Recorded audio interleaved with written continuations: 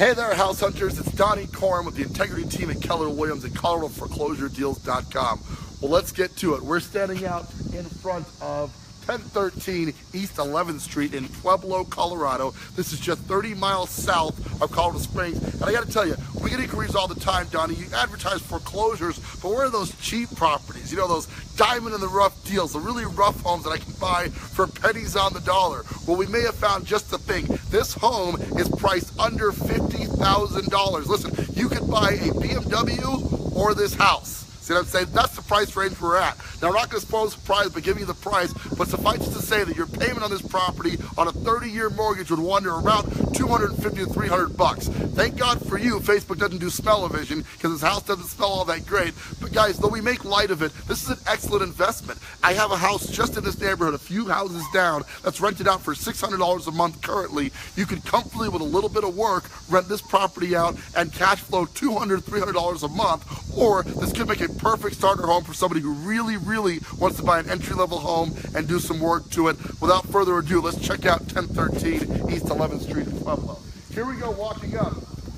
You've got a stucco exterior, which actually is not in terrible shape, right? We want to repaint this exterior because it's white and it's showing its age because of the color, but I'd like to repaint that as well as the trim in general. So we got about $1,000, maybe $1,200 into exterior painting. The roof looks pretty solid though. And up here, we might want to go ahead and restain this deck to match the rest of the house, and the trim is kind of an interesting shade of green that we might want to update. Here's where it gets interesting.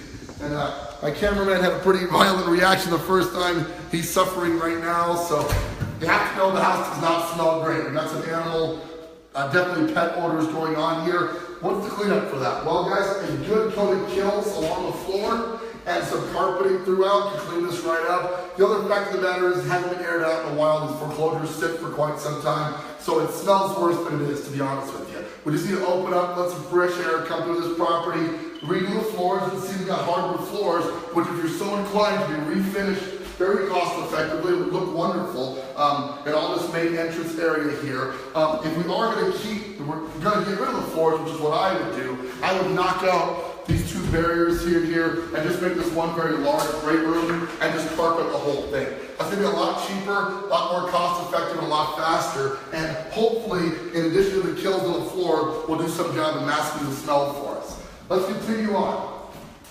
We're heading to the kitchen area. As you can see here, they attempted to put down little floors.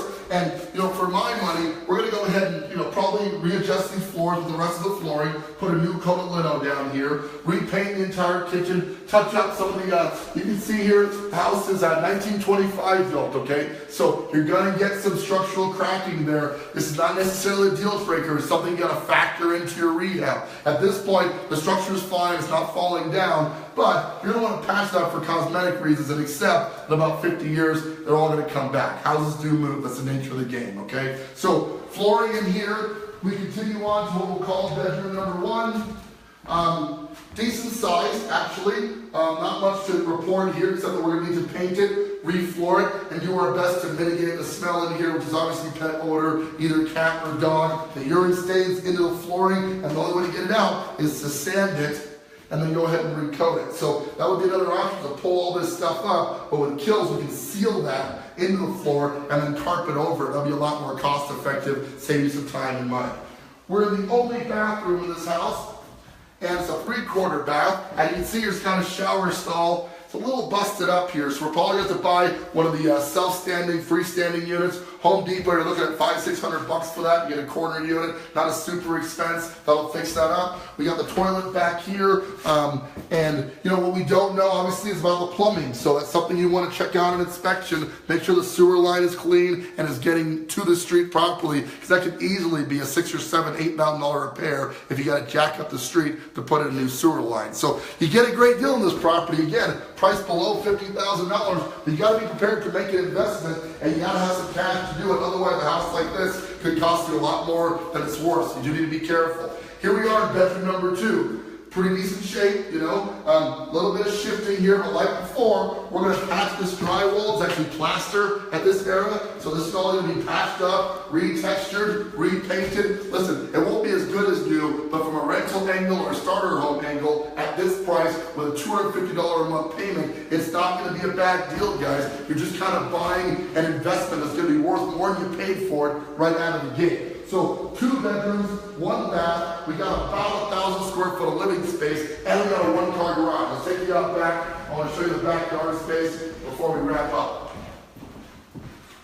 We're walking back through the very smelly kitchen to find the back door space here.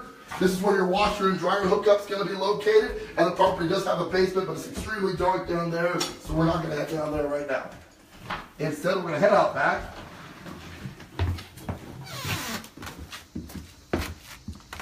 And wrap this thing up. Decent sized lot here, as you can see. The roof looks to be a newer style shingle, and I think the roof's probably in pretty good shape. It looks okay. Definitely got to do some exterior painting. Definitely got to get this house cleaned up. But from the angle of starter home, like extreme starter home or investment property, Pueblo's blowing up right now. With it being only a 30-minute commute to get to South Fort Carson, a lot of soldiers are opting to move down to Pueblo and make the commute as opposed to living on the north end of the Springs, which would cost twice as much and have the same amount of drive time. So it's definitely not a bad deal. Let's recap. We're at 1013 East 11th. This is a 2-bedroom, 1-bath, single-family home with a 1-car attached garage, just about 1,000 square foot of living space in a neighborhood that right now, and I'll tell you, just 3 years ago would have supported 50 or 60 grand. Today is $75,000 or $80,000. So Pueblo is appreciating rapidly. You can get this house below 50 grand, but you got to have a budget to do the paint, the carpet, the flooring to really make this a good deal. It certainly could be for the right investor or the right first-time home buyer. With that, this is Donnie Corum with the Integrity Team at Keller Williams and ColoradoForeclosureDeals.com. Hey guys, thank you so much for tuning in. We are the future of real estate.